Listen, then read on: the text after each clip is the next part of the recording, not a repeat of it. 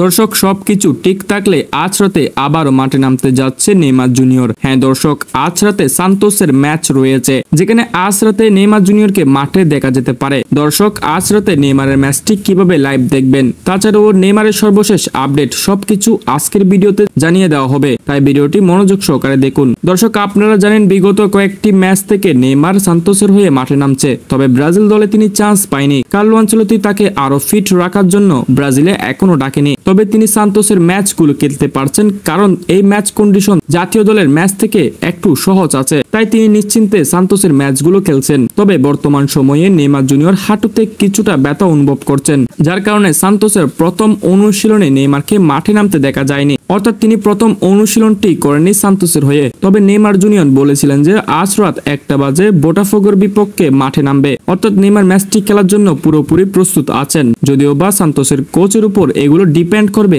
আজ রাতে মাঠে নামায় কিনা, তবে আমার পুরোপুরি মনে হচ্ছে আজ রাত নেইমার মাঠে নামবে। যাই হোক, আমি ম্যাচের আগে আপডেটটি জানিয়ে দিব নেইমারকে একাদশে রেখেছে কিনা। এবার আসি নেইমারের ম্যাচটি কিভাবে লাইভ দেখবেন। দর্শক, ম্যাচটি আপনারা স্পোর্টিফাই অ্যাপসে একদম নিশ্চিন্তে লাইভ দেখতে পারবেন। দর্শক, আজ রাতে কি সান্তোসের হয়ে নেইমার জুনিয়র গোল কিংবা অ্যাসিস্ট করতে পারবে? আপনার কি মনে হয় তা অবশ্যই কমেন্ট সেকশনে জানিয়ে দিতে পারেন।